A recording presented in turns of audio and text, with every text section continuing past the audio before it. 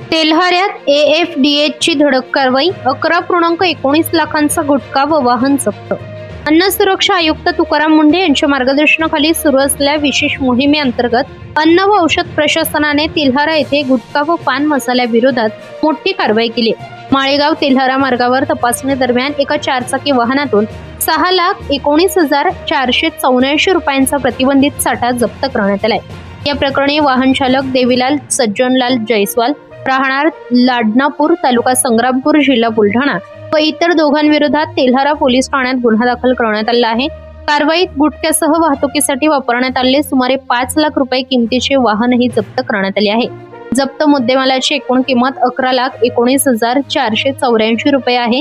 ही कारवाई सहाय्यक आयुक्त अन्न देगोवीर यांच्या मार्गदर्शनाखाली अन्न सुरक्षा अधिकारी र.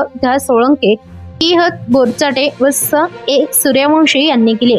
प्रतिबंधित अन्न पदार्थांची विक्री व वाहतूक करणाऱ्यांविरोधात यापुढेही कठोर कारवाई सुरू राहणार असल्याचे प्रशासनाने स्पष्ट केले आहे।